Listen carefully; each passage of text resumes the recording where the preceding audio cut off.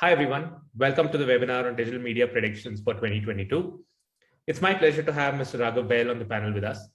Raghav needs no introduction. We're all aware of his work, what we've witnessed his achievements, be it founding and scaling the Network 18 group to running Quint Digital now with brands like the Quint, Bloomberg Quint, Youth Ki Awaaz, News Minute, and Quintype. Raghav is one of the most accomplished news editors in the country today and has also authored multiple bestsellers. Some of you might be his followers on social media and have connected with him there. So here's your opportunity to hear him live and ask him questions too. So a bit about the format of the webinar. We will have a Q&A, basically a conversation with Raghav for the first 35 to 40 minutes. If you have questions along the way, please post it on the chat and the team here will consolidate those questions towards the end. We will address most of the questions at the end of the conversation after the first 40 minutes. So without further ado, let's get started. Hi, Raghav. How are you? Hi, Chirdeep. Hi, good to be with you. Thank you for the kind words. So I wanted to get started off with the recent incidents of the pandemic. For the last 2 years, I think all of us, the world around us has changed. We've been in multiple lockdowns. A whole bunch of things have changed around the world and in the media space as well, right? So the first wave, at least from our lens, the first wave we saw it, the way we saw it was print came to a grinding halt. Digital and broadcast started taking on a lot more viewership, a lot more traffic out there. But unfortunately, the ad rates plummeted. Nobody was advertising. Digital media, a lot of small digital media companies actually went out of business in the first wave, simply because there's not enough revenue from ads. Fast forward towards 2021, late 2021, it looks like the ad revenues have gone up significantly, even beyond the pre-COVID levels at this point. That's what we are hearing. We're seeing when we advertise on the digital media space as well. Do you see this trend continuing in 2022? Actually, do you see this happening with your properties in 2021? And do you see this trend continuing in 22 as well? Yeah, so now, Chirdeep, when you say that ad rates plummeted or ad revenue plummeted, I put it slightly differently, because when the pandemic happened, clearly we all stopped getting newspapers. So that was a shock to the system because you're used to getting your news in the morning. And also, you stopped going out for entertainment, theaters, etc. So very conventional ways of media consumption came to a very abrupt grinding halt. And therefore, people took to the alternate forms of consumption, and therefore digital really came into its own and people started consuming, whether it's entertainment, whether it's news, everything went on digital platforms. So I don't think there was a collapse of revenue in a generic sense. There was a postponement. There were people dealing with uncertainty. Every business was dealing with uncertainty. You could make out at that point in time that this is going to be a generic shift. This is not a one-time shift. This is a generic shift. And therefore, when things became a little bit more certain, when the uncertainty ebbed away, revenues would come back much more dramatically for digital platforms, for the very simple reason that audiences had shifted as well. So when you say that revenues collapsed, I would say it was a question of people just postponing that decision and trying to come to grips with the uncertainty that had engulfed all our lives. And I think that phase possibly lasted for maybe 3 to 4 months. When the lockdown happened in March, I think all of us were quite taken aback at how we were able to maintain our operations, because first that came as a revelation that you could, all of us could be sitting at home and yet operations could continue, and yet content could be produced in a very, very distributed sort of manner from households. So that was the first sense of confidence one got, that the world hasn't collapsed, it's a different world. And then once the content and the operation stabilized, then I think even the advertiser began to realize that this is not Armageddon, this is not the end of the world, that there is now a very, very new way of working, and therefore very, very new way of consuming, and therefore there will be a very, very new way of advertising to the new consumption patterns. So I think that's the cycle we saw. Of course, then came the second wave, and again, people went on to hold. But in the second wave, it was more a tragedy than something that was uncertain. The uncertainty by then had already been internalized to a large extent, dealt with to a large extent. You knew now how you would continue to live until this menace evaporated. But what happened was the tragedy. So I think that the tragedy led people to postpone rather than the uncertainty. And when that wave ebbed, I think things came back, as you said, in 2021, and now coming into 2022. You are seeing much more. The uncertainty has almost abated completely. When I say, I'm not talking about the uncertainty of the pandemic, I'm talking about the uncertainty caused by the changes wrought by the pandemic. I think that we have now come to accept that this hybrid working method will be a way of life. You don't need to go out and travel for every small transaction. You can do a lot of it sitting at home because 90% of the transactions, honestly, whether it's content creation, whether it's commercial transactions, if I'm seeing you face to face across the screen, that's pretty much as effective as being in the room with you. Of course, there is that 10% which can only be done face to face, and that's really what I think all of us are accepted. So I think that's what we've seen. Uncertainty has ebbed, audiences have shifted, and of course, revenues have shifted. Okay. And you'd see that continuing in 2022 as well, where the ad revenues will only go up. Your CPM rates will only go up from here. Yeah. So now, when we talk about ad revenues, one, of course, is the rates that we talk about. And when we talk about CPM, we are talking a lot about programmatic or display sort of revenue. But in digital, because it is two-way interaction with the consumer, plus it's not one platform that you are advertising. That I think is the major difference in digital media and traditional linear or print media, where you're actually advertising one platform. If it's a television channel, then the television channel is the platform on which you will release your ad, and the people who are watching the ad will be the consumers of that ad. Likewise, in newspapers, you get your ad placed in page 3, page 4, page 5, and that's really where it stays. But because digital media is not consumed in one platform, it's a multi-platform distribution, and it's multimedia. You're not just telling your story in one media format, you're telling your story in several media formats. Therefore, the advertising is also distributed. So, the CPM rate is really one part of the advertising solution that you go to a client with. And that solution has a lot to do with how you may distribute your content on different platforms, and therefore give opportunities to the advertiser to advertise on the same, on different platforms in multimedia formats. Branded content bundled with display. So I believe that CPM and ad rate is a small part right now of the way digital content is monetized through different advertising solutions. A lot of it is really branded content. A lot of it is also distributed across different platforms. I may put your message on a reel, I may put your message on my website, I may tag your message along with my video on YouTube. And all of these messages often also take on a different form because of the distributed platform. All of that was never possible in linear or in legacy media, where it was a fairly blunt standard advertising message that went through. The 30-second commercial on television and the sort of half-page block ad in newspaper. That was pretty much the confines of your innovation as far as advertising message is concerned. Right. And hopefully in 2022, this will be the year where events will make a comeback. Yes. I mean, I think all of us are hoping for that, because again, an event is a very powerful content come messaging device. And again, on digital, your ability to distribute it across different platforms, as opposed to, again, in legacy, where it comes only in one form, or linear, it comes in one form. I'm sure will be a force multiplier. We wait for the ground events to begin. Right.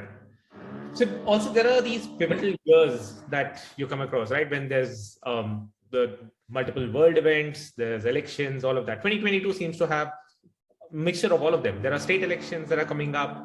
Towards the end of the year, and there's Winter Olympics it's in February. Towards the end of the year, there's the T20 World Cup, there is the FIFA World Cup, all of this. With the kind of coverage that we expect across news organizations, do we expect traffic also to increase this year along with these events? Yeah, goes without saying. And again, I come back when Chirdeep, when we talk about traffic, the power of digital again is distributed traffic. So it's not only distributed content, it's distributed advertising and it's distributed traffic. So while my website traffic, direct website traffic, may be showing a far more, sort of moderate gradient, maybe growing at a very, very predictable sort of 5% a quarter or 10% a quarter kind of growth. But my ability to take that same content, tweak it for different distributed platforms, and then see the growth happening in those platforms.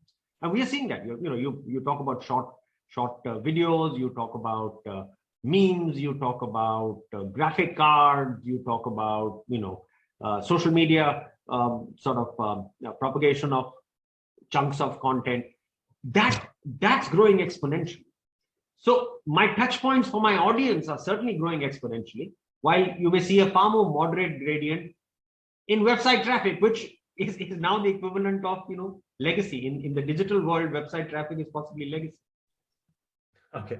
Yeah. How soon things become legacy here? Yes. Okay, great. Moving on around the formats, you mentioned different channels where you distribute. It also, we see different formats, multimedia, as you mentioned, right? So, especially in the Reuters report that came out recently, journalism predictions for 2022, they look at podcasts and audio, and every publisher, as we know it, is betting hugely on audio and podcasts in India as well as the rest of the world. So rest of the world, we see a lot less people moving around. Podcasts are mainly listened to while you're driving. That seems to have come down a bit, but sitting at home, also people do listen to podcasts. In India, it seems like audio is really going up on the curve as such. What's your take on podcasts and audio? Is it a particular segment of audience? Is it urban, rural? Is it across all spectrum? And as a publisher, should I be betting heavily on audio in 2022? So, podcasts are important, but I'll come back to what to me is the most powerful trend in digital media. It is you cannot focus all your energies on one slice. Because content is available for you to version in different media, different formats, you must leverage it completely. So if I have a big interview that I have with a big politician, now there's absolutely no reason why I cannot put out a podcast version of it. I cannot put out a video version of it. I cannot put out a slice it up into small Instagram reels kind of shorter videos. I cannot curate a nice print copy out of it. So I think podcast is extremely important, but it is one content dissemination device. And if you were to therefore focus all your energies on it, you have to make a choice of what kind of business model you are in. There are going to be the deep verticals and the deep specialists, and some of them may be just podcast only players.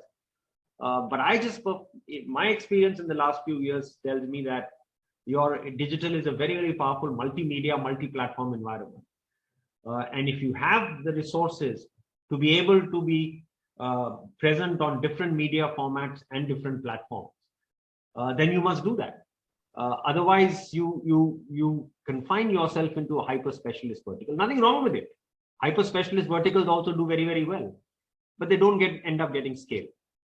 But you don't necessarily need all the resources. Tech can help a lot in that front, right? You have text to speech. You can automatically transcribe the entire interview into an audio podcast as such, and with actual voices. Today, you can train with your own voice. You can have these things read up. So that's something that tech can cover the gap out here. Oh no, absolutely. A lot of tech will be needed and is already being deployed in tweaking the same piece of content into different multimedia slices on different distributed platforms. Tech certainly will enable you to do it. Otherwise it's a laborious process if you were to do everything manually and everything with the old tools at your disposal. Then you could be spending a week trying to tweak the same piece of content, by which time it's sort of lost a lot of its relevance and punch. So tech is really woven into this multimedia, multi-platform, output that you have to put out in the digital world. Yeah. My next question was around videos, but I'm guessing it's going to be similar. It's about you need to be present in all of these formats and not just one. And particularly, I want to draw your attention to short format videos. Are publishers taking a lot towards short format videos? Is that something garnering attention now? Inevitable, absolutely inevitable. Again, because audiences are there, audiences are consuming that, and nothing stops you from being a first-time consumer of a short duration piece of content. And if you like it, nothing absolutely stops you from either clicking through or searching and going and seeing the full piece for yourself. So there's no question about it that is today the fastest growing segment in the media world. The short format video on these social media platforms, on these fast growing social media platforms.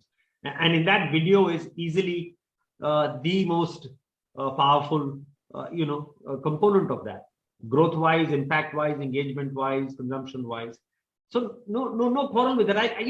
Anecdotally, I can tell you that when I do a video which may be typically 7, 8, 9 minutes for a YouTube audience, but when you put out a 1 minute reel of that, now just to give you a sense of how the sort of multi-platform consumption happens, I may end up getting 8,000, 10,000 views on YouTube, but on the 1 minute reels version of that could notch up 40,000, 50,000 views in no time, compared to the time it takes for those 8,000 views to come through on YouTube. Similarly, Twitter is a universe by itself, and it's somewhere in between the two. And you might find that you're getting a far more engaged audience, although a smaller number in Twitter. But then you have to be everywhere. If you have to version your content to be on different platforms. Right. And coming on to newsletters right now, right? I think we spoke about different content formats, but channel as a newsletter, it seemed to have had its own ups and downs. A few years ago, a lot of publishers just abandoned newspapers or newsletters because it was going into the spam folder. People were not engaged so much, but it seems to be making a huge comeback, particularly because you're connected directly to the audience. You know their email address, some information about them that you can connect with them. So are newsletters something that you see as a trend that most publishers are now taking on? Or is it something that is just here to stay for a few more years? No, I think, newsletter, let's parse in newsletters relevance. Again, if you were going to make one newsletter for everybody, then I think your click-through rates, your open rates are going to be average, perhaps even below average, because there's so much stuff that comes into your inbox today that you're not driven to click. However, now this whole argument turns on its head when it's a specialist newsletter, which is satisfying a special need or a special interest of mine. I may be a lawyer, for instance, who gets a very curated newsletter of the key judgments and legal ratios and legal arguments that took place. Now, my engagement level with that will be very high because it's a piece of specialist content which I need, which is of special interest to me. Likewise with investment newsletters. Likewise with newsletters about venture capital investments. These are specialist interest newsletters created for specialist communities. There, the engagement level and the interaction level is very high. So the long and the short of it is that if you're going to create a hold-all newsletter, you will have the hold-all person who likes to get his, who's got a wide range of interest, and therefore he likes to scan the headlines, and he will then go and pick up 2 or 3 things that he may read, but he may even equally do that via his social media feeds, because his friends and his interest is coming at him from, on his Twitter feed, on his Facebook feed, on his other social media feeds, on his LinkedIn feed.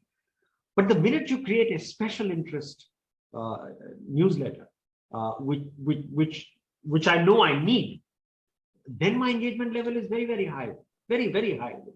So I think you'll have to have newsletters transforming themselves into highly special interest vehicles. And therefore, technology comes in and plays again a role, because once again, if you can map my interests, if you can map what I actually go and spend a lot of time on, then you can start tweaking the kind of newsletter that reaches me.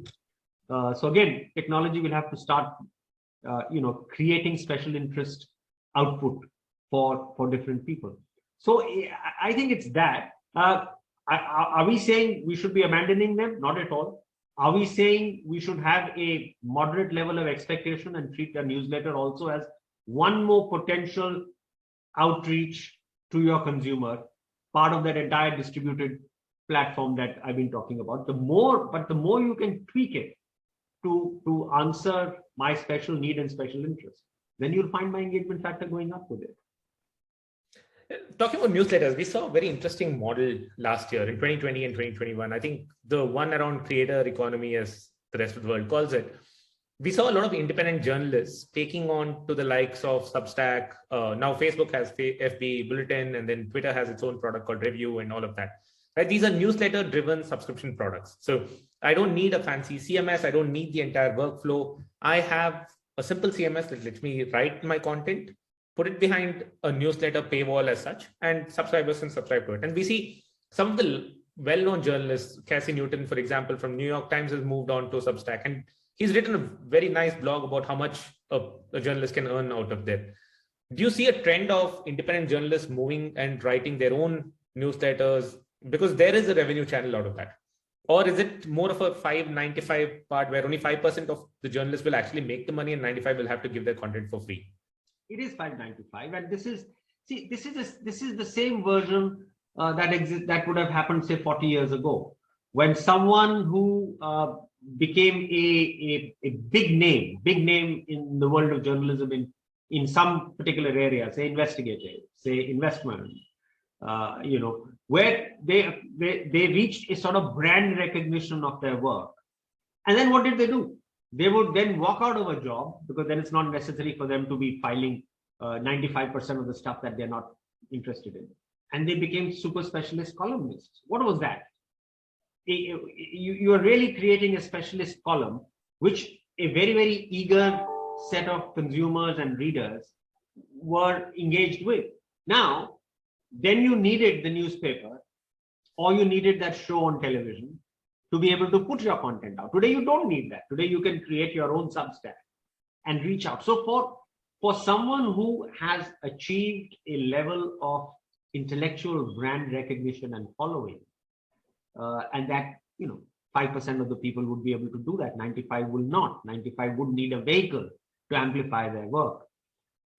You will find that they will do that. But this is a current day technological manifestation of an old phenomenon, that once you get intellectual brand recognition, then you don't need to be in an employment, in a full-time employment, because then your ability to earn from your specialist column, your books, your speaking engagements pays for, professionally pays for you, which is exactly what happens here. It's just that they don't now need a newspaper to put that column out. They can put it out themselves, because again, you've got your ability to reach out directly to your reader, because technology and digital platforms permit you to do that. So it is really a modern day manifestation of a fairly timeless phenomenon, that as people become independent in their ability to attract followers and audiences, then they don't need to be working within the confines of an organization. Okay. Great. So you've also, I think you've been very clear saying that you cannot have a one size fits all kind of a strategy in digital media, right? And I believe a lot of, at least from our analytics, a lot of our publishers get significant amount of traffic from social media. Social media and search forms roughly about 30% each in terms of traffic split across. I'm talking on an average. Some of them may have less, some of them may have more, of course. Yeah. The past few years saw Facebook and Twitter getting a lot of eyeballs and getting a lot of traffic from those social media channels into the publishers network. but seems the trend seems to be shifting into things like Instagram, messaging apps, short video apps. I know you need to be present in all. You can't just leave Facebook and go. But if you were to prioritize, would the newer messaging apps be a higher priority for you today than Facebook and Twitter, or will the old horses still continue to garner the attention? Yeah, I think you could make a very big mistake by trying to prioritize. The priority in the sense that if it's a new platform, then you need to learn the learnings of the new platform. Therefore, that will necessarily get a little bit more attention from you because you've already, quote unquote, mastered the older platforms, and therefore they've fallen into your propagation on those platforms has fallen into much more of a structure, much more of a routine, much more of a team which is already well trained in doing that. But if a new platform comes in, you need to invest that time and attention in trying to understand the workings of that new platform, the tweaks of that new platform, the innovations of that new platform, the strengths of that new platform. So in that sense, priority, yes. But the minute you were to start saying, all right, I don't think I need the old war horse, but I will go only for the new war horse, then I think you're making an unnecessary mistake. Why would you leave a distribution platform? Because today's digital world and technology makes it so easy for you to be on all of them. Why would you then willingly give up a component of your audience? I agree that it is, it may not be growing at the same pace as it was. And that's a reality. But it still may bring you a demographic which the newer platforms may not bring you. The 45 plus demographic may still be coming to me from Twitter. And may not therefore be coming to me as much from Instagram as, say, the 20-year-old demographic, which comes to me much more from Instagram. But if my content is content aimed at that full spectrum, and all I need to do is tweak a bit of that content for the 20-year-old Instagrammer versus the 45-year-old Twitter follower, I must do that, right? I mean, today there is so much interest in Netaji Subhash Chandra Bose because he's been dominating the narrative for the last 3 or 4 days. Now, there is as much interest in understanding who he was from a 20-year-old to someone who's 45, 50, who may be wanting also to discover who this freedom fighter was that I haven't heard so much of in the past, but suddenly seems to be so important that he's occupying prime of place in Rajpath in Delhi. But the needs, the two, while the curiosity gets tickled the same way for a 45-year-old and a 20-year-old, how you satisfy that curiosity, with what you satisfy the curiosity, the depth to which you go and satisfy that curiosity is very different. And therefore, the kind of output you will put out on both platforms will be different, but will be satisfying the same curiosity. Yeah, so my question is not either or. I think you're right. You will go through all channels. The issue is access to resources. Like as a publisher, you would still engage your audience on various channels. You will need to comment. You will need to reply to that. So you would not have unlimited resources to reply on Instagram, on YouTube, on Facebook, on Twitter, and everything. So that was my question on priority. No, you're right. I mean, there you'll have to prioritize that kind of resource. That where is it that you want a bigger engagement? If you really do still want a bigger engagement on your Twitter platform, then you will deploy your limited resources and time and engaging more there and answering questions there versus an Instagram. I think those are calls that each editorial property has to take for itself.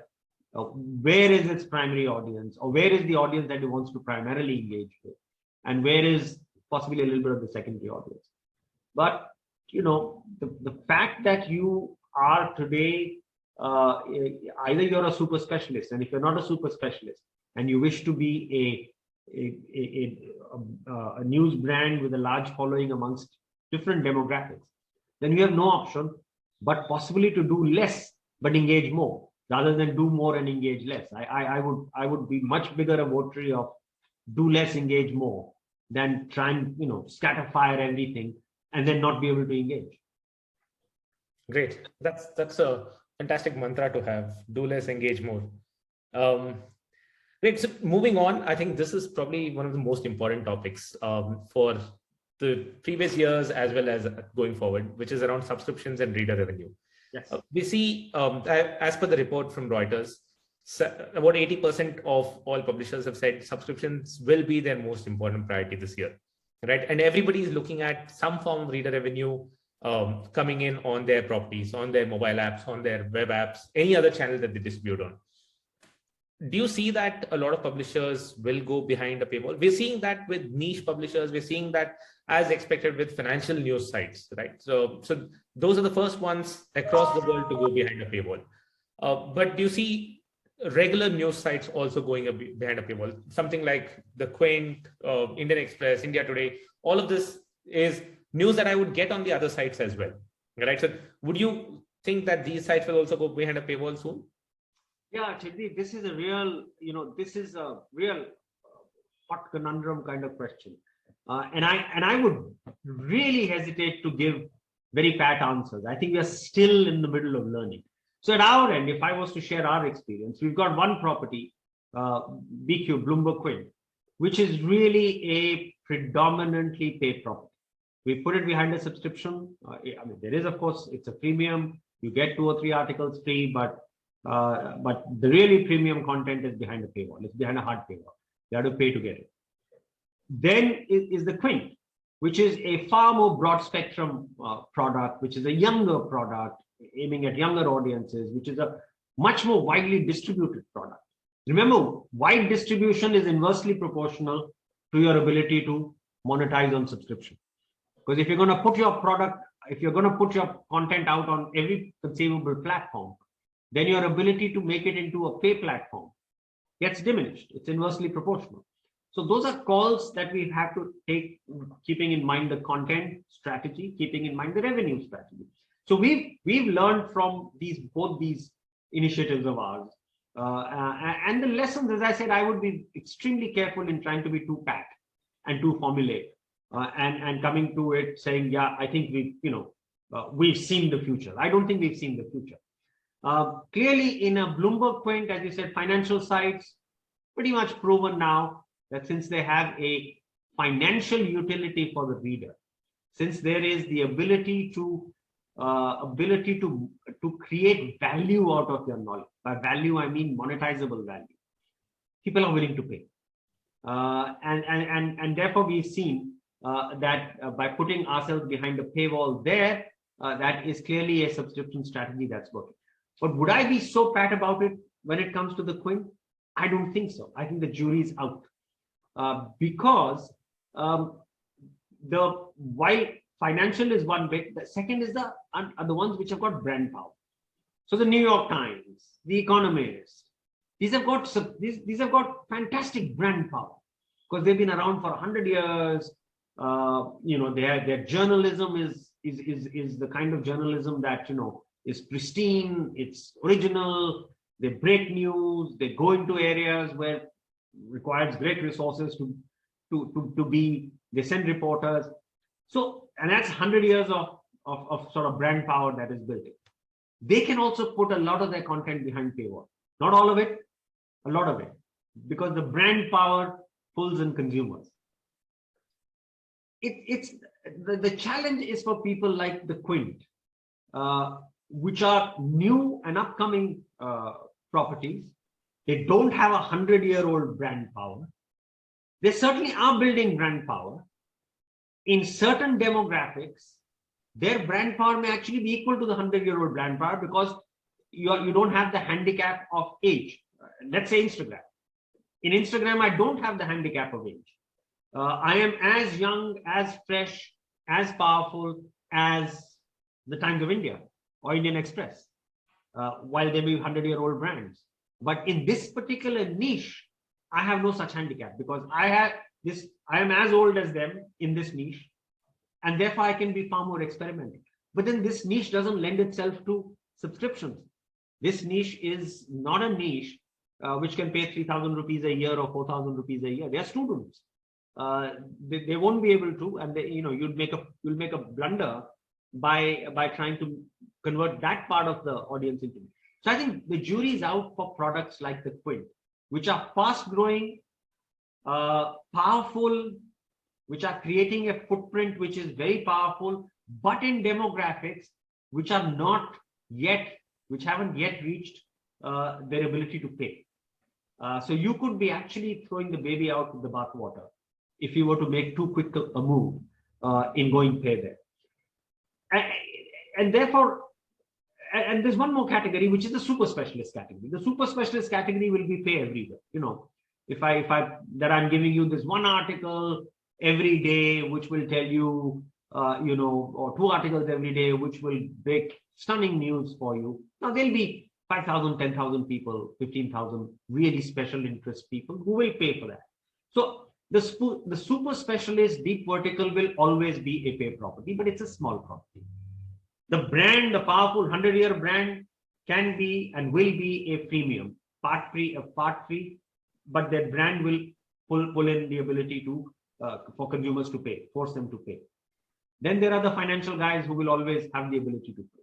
It's the Quint, properties like the Quint, with a large footprint, growing audience base, growing advertising base. Their ability to go pay, I think today the jury's out. There, what we are seeing, and you alluded to it, are the membership models, where you try and monetize reader revenue. Now, you know, often people speak of membership and subscription in the same breath. They're actually as different as chalk and cheese. They both are reader revenue, yes. They both require you to take out your credit card, or your debit card or your pay card, and for you to go through a payment gateway and to pay. That is where the similarity ends, because the subscription product is purely related to content. It's purely related to content. It has no ideological veneer. It has no value system attached to it. While a membership is actually much more a value system decision, is much more an ideological decision, not ideological political, ideological of a value system. Do I support gender equality? Do I support rights of LGBTQ? Do I support free market economy? Do I support a particular narrow interest group?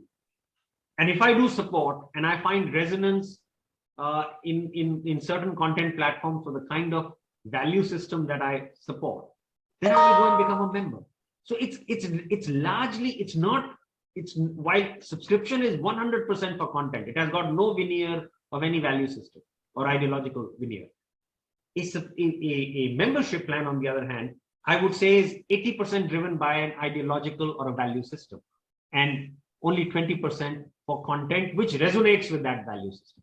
So they have two very different models. But properties like the Quint or the News Minute, these are properties that can certainly and must develop membership models. But subscription, I think, is, as I said, I think we have to watch. You have to watch how this space evolves over the next few years, because you also have a very vibrant, growing advertising revenue line. Why would you jeopardize that? And also the fact that your content cost base in digital is much smaller than the content cost base for legacy players. So if you've got a smaller cost base, you've got a more technology-enabled product, you've got mass distributed platforms, different platforms that you distribute your content on, and you have a vibrant advertising revenue line, then I would say you should be extremely careful in trying to take that leap of faith into subscription prematurely.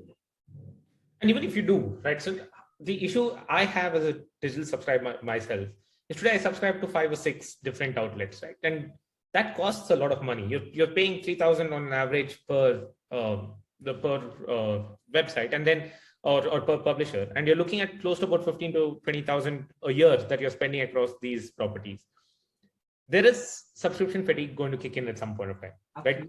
Subscribers are not going to read an article today. If I land up on a site, I need to subscribe to it at least for 3 months or 1 year or something like that.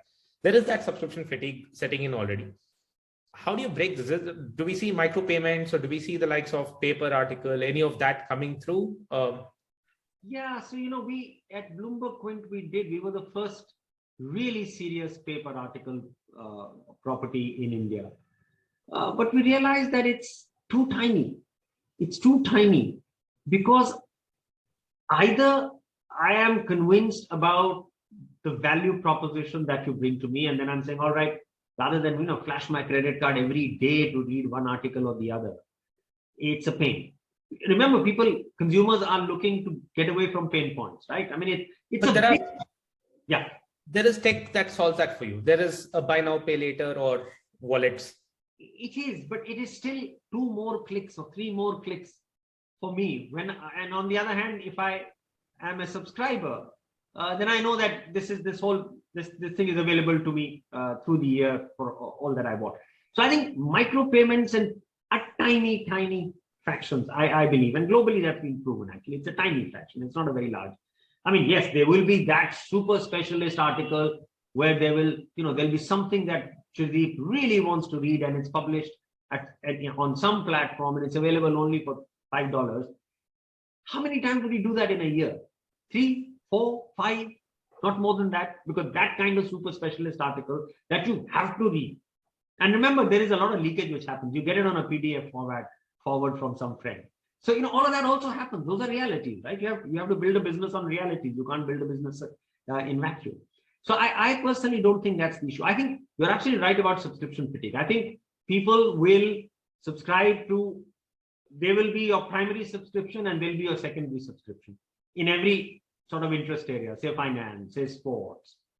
I don't think you'll go for more than 2 subscriptions in a particular interest space. Max will be 2, and therefore if you're a person who's got, say, sort of you're interested in 3 things or 4 things in life, gaming and possibly financial news and possibly general news, then you'll probably be a 4 or 5 subscription person. That's about it that you'll handle.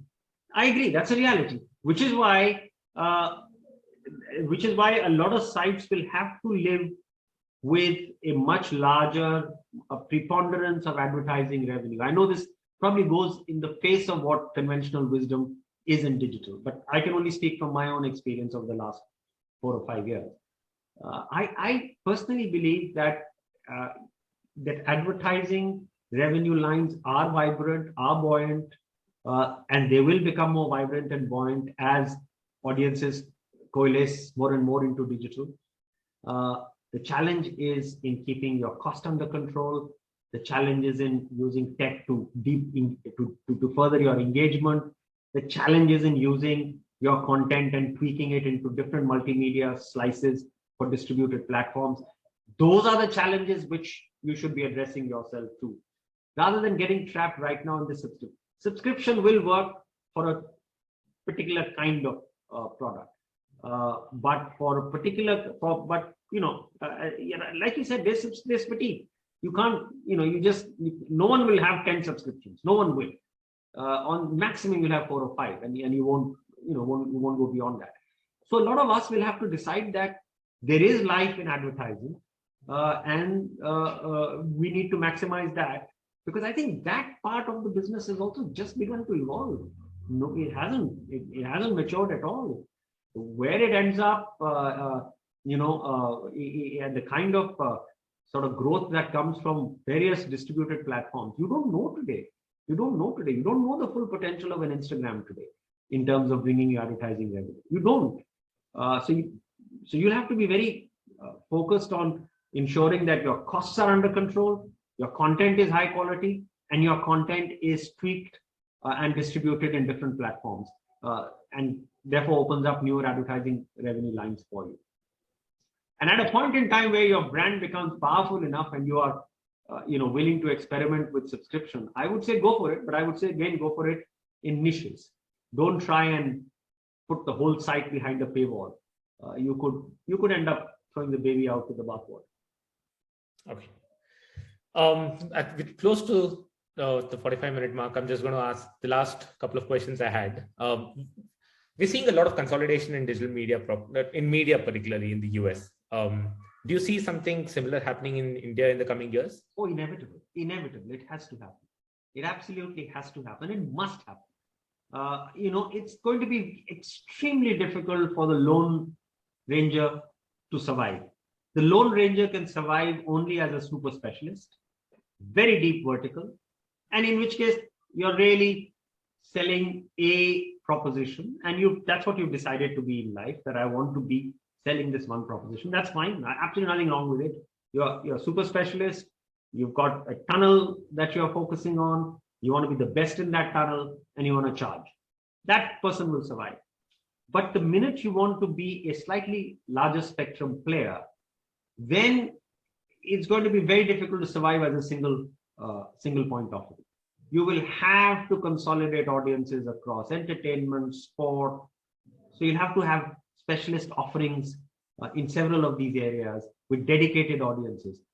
And then your ability to, cross pollinate audiences. I mean, the same guy watches, sport on the weekend is the same guy who is possibly a big reader of opinion blogs on weekdays. Is the same guy is possibly also very interested in the venture capital, private equity space. So your ability then to have this person in your ecosystem will only be possible if you actually go out and consolidate a lot of properties with, which bring specialist audiences and specialist content under single ownership. I mean, that's inevitable. It has to happen because only scale will survive at that end. So deep vertical will survive, scale will survive. The guy in between has to make up his mind. Okay, great. I think thanks for that clarity of thought. And finally, around the tech innovations, right? I think there's a lot to be said about tech innovations. We are particularly in that space ourselves. And going by the report this year, most people say that at least a lot of publishers, 51% according to the report, say that they don't have enough money to invest in tech. Tech is expensive. It is a huge expense, at least to start off with.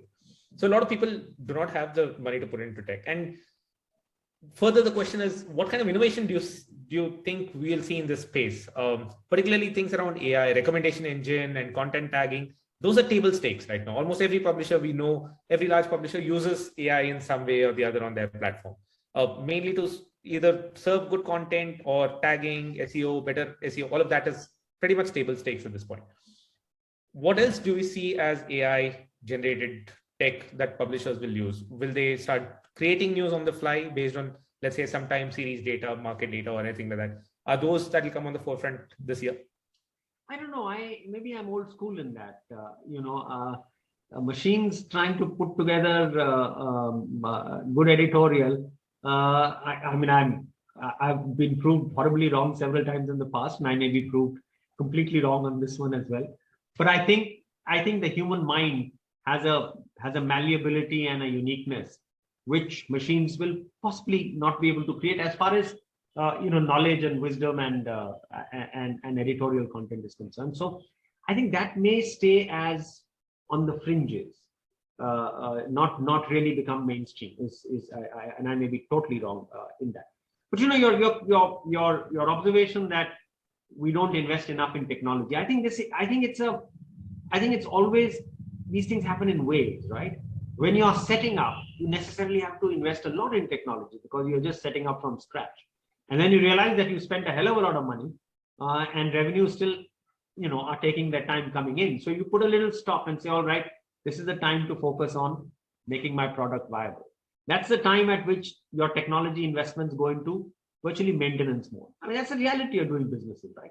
But then when revenues have picked up again, then you realize that now you can invest a little bit more in tech, and therefore you can sharpen your analytics engine, you can sharpen your recommendation engine, you can even try a bit of AI. I mean, who knows? You can even try and say, all right, let's create some content with AI.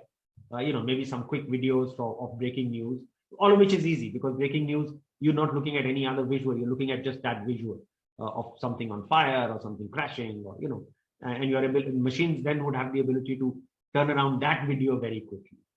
So I think you will see this stop-start investment in technology because ultimately it has to be viable, right? I can keep on making as much investment as I want, and ultimately, why do you have people like Quintype? You can outsource a lot of your technology headache to you guys and really do much more of the front end stuff while you take care of the back end.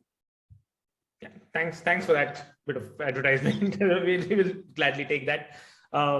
Also around the metaverse, right? We see that a lot of publishers are going down, or particularly Facebook in that sense, right? It's pretty much rebranded itself as Meta. We see Microsoft going down that path. We see a lot of these big tech companies investing heavily in the metaverse right now. And as weird as it is right now in our lives, we see weddings taking part in metaverse. We see a concert taking place in metaverse. People are buying land in the metaverse, right? So this is basically what's happening as we speak. How do you see, do you think news channels will take on to that? Do you think we'll have a virtual debate as such with people and their avatars sitting in that studio? Is that something that will come soon? Yeah. So the minute I think if consuming, if sustained long consumption with those goggles on and your ability to see 3D, your ability to be immersed in 3D, if I'm caveating what I'm going to say with that. If that is a pleasurable experience, if it doesn't make me dizzy, if I, after 45 minutes don't want to take away and throw it away because I've had enough, and I want to just lay back a bit and watch my television or my OTT platform the way I'm used to watching it, just laying back and seeing it in 2D, but it's a pleasurable experience.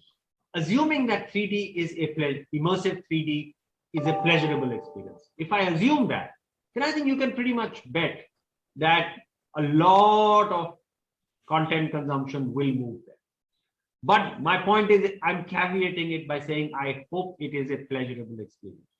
I hope it's not too much of a lean forward engagement. Your eyes are getting, it's telling on your eyes, it's telling on your mind. And then after 1 hour, you say, forget it. It may be 2D, but at least it's pleasurable. I'll watch it. I'll watch it either on my phone or on my screen. But having said that, if it is a pleasurable experience, if it's an easy experience, then it goes without saying, Chirdeep, if I can transport myself into the IPL cricket stadium and be sitting with a lot of quote unquote, sitting with a lot of people and watching cricket unfolding in 3D before me, why would I not do it? Why would I not take part in it? Why would I not be able to take part in a television debate with 100 other people if I can question the Prime Minister directly? Because the Prime Minister is also a part of that 3D interaction. So, it goes without saying that if it is an easy experience, of course it will take over. Because, if you're showing me, if you're showing me a riot, and I have the ability to be a safe spectator in the middle of that riot, then I would, right? It's so much more a rich experience than seeing it recorded. But I think the jury's out on how easy it's going to be. Of course, the biggest tech companies in the world are investing so much money in it. I'm sure they'll end up making it pleasurable. But oftentimes, you have seen that, consumer behavior is a funny thing. Theoretically, it may sound very good, but if it's not easy for the consumer, classic is the goggle, the Google goggle. It was supposed to change the world, but consumers didn't take to it because it's not easy. I don't want to be wearing the damn thing all the time. I want, I'm happy to see 2D as long as it's pleasurable, because I'm used to sitting with my family in the evening rather than all of us wearing goggles and watching something. So I think consumer behavior is a very funny thing. Some of the best products theoretically, which are drawn up on a drawing, on a technology table, and they look pristine and wonderful, but the consumer rejects them because it's not a pleasurable experience. It's not an easy experience. So given that, I think that's where, to me, that's the key thing. Okay. Thanks, Rahul. This was fantastic. This was very insightful. We'll open it for Q&A. I think we've shot off over 10 minutes from what we expected to do. So we have another 5 to 10 minutes to take questions. I'll read out the first one. Yeah, so do you feel that digital media nowadays is formulating more on a clickbaity journalism and sometimes cover irrelevant stories in the name of news? If yes, then what solutions do you pose for the issue? E-paper forecast from subscription point of view. Actually, that's an interesting one.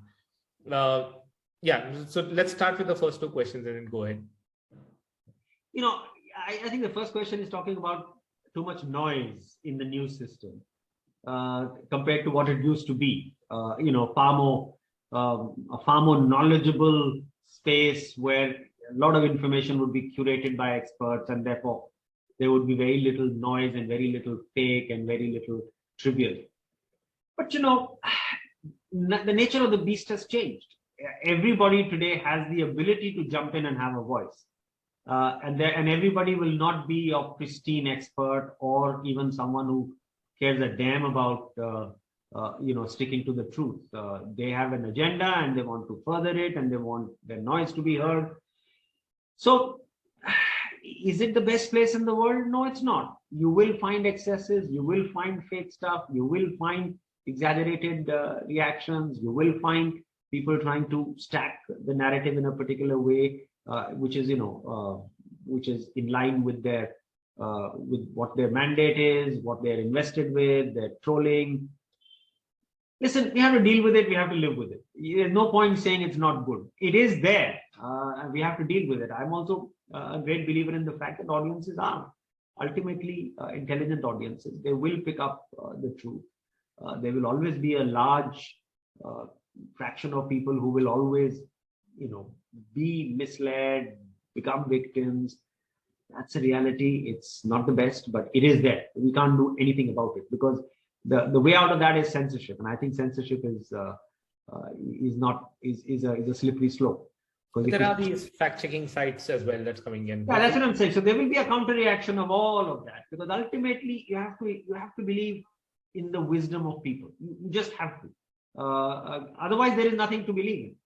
They will go through excesses, and they will go through periods where you will be extremely, you'll be alarmed that things have gone out of hand and will never come back. But human civilization has evolved with every crisis. So what you can't wish away, you have to deal with it. You have to deal with. The other one was on e-paper, you said. Yeah, e-paper from a subscription point of view. E-paper is the good old paper. I mean, you're just taking it on, you're reading it in another format, but it is the old one. I mean, I whenever I travel or wherever, I invariably carry the PDF of my favorite newspaper with me. Now, in the morning, I know I won't get it. If I'm overseas, I know I won't get that newspaper because obviously it's not delivered there. But the PDF e-paper is a very, very good substitute for me. So I think that's just an innovative evolution of a very standard product. And if you are the kind of person who still likes to be conventional in some habits, then you'll find it very convenient. I do. I carry it with me everywhere in the world. But it's not a breakthrough innovation or anything like that. It's just a convenience. It's a convenience created by technology, which enables me to consume the way conventional consumption that I enjoy. Okay. I don't think we'll have time for all of these questions, but there are a couple of questions around the rise of digital media and the failure of conventional media in reporting real issues has led to a lot of students taking up journalism as their higher education. Is this something that you feel has caused the rise of journalism? Well, I must admit that that digital media has been, at least when we speak about India, has been the savior of mainstream news in this country, because some of the worst excesses can be seen today in linear and legacy media, while digital, because it's young, it's got a lot of fresh energy, it's got a lot of fresh talent, it's got a lot of younger people coming in with with idealism about what the profession should be. They also feel free in an environment where they're not controlled beyond a point. So I think it's a real breath of fresh air. And if what you're saying is true, that more people are taking to journalism, then great power to that. That's very welcome news. I know for a fact that how the Quint and Bloomberg Quint and all the News Minute and all of these properties are really powered by young talent. They are powered by people who are 3, 4, 5, 6 years of experience. But these are powerhouses of talent and commitment, and they may not have 20 years behind them, and thank God for that. But they certainly have so much intellectual energy and so much intellectual curiosity, and they are so talented that, yeah, that's a breath of fresh air. That, I think, is one of the great contributions of digital media, is to bring in so much of young, fresh talent, which is, wanting to experiment, which wants to do things. And I completely debunk that hypothesis which says that younger audiences don't like serious stuff and younger audiences don't want to engage with, long format or serious stuff. My God, they are absolutely engaged and turned on by very serious issues and very serious content. But just over the time, I'm going to take one last question, which Anupam has posted, which is data privacy is becoming a major concern. How are publishers preparing for this? Yeah, I think, this is not just a publisher's problem. This is a problem much more when in other areas like e-commerce, and other places, payment gateways, etc. I mean, privacy is a real issue there. Publishers, to that extent, a little bit, we live in an easier world because we don't hold very vital data about our consumers. We don't hold their bank account numbers or their, social security numbers. I mean, those are not germane to our engagement with them. We do hold some of their biological detail and biographical detail. What we do hold is their intellectual predilection as they engage with our content, or as they post certain views and as they post certain thoughts. But since most of those are already in the public domain, I don't think we can breach their privacy. There's very little privacy of intellectual thought between us and our readers and consumers. There's very little privileged information we share with each other. If they feel very strongly about something that we've written or published, they put that very strong view out in the public domain. So the minute it's out in the public domain, there's not much of a privacy issue. So I don't think it's such a big issue for publishers. I think it's much more for other kinds of digital properties. Great. Thank you. Thanks everyone for logging in. We are well over time right now. We would have loved to answer a lot more questions, and we'll see if we can post some of these questions to Raghav and try to blog about this. But for now, we have to end this webinar. Thanks, Raghav. Thanks for taking the time. It was a pleasure. Thank you. Likewise.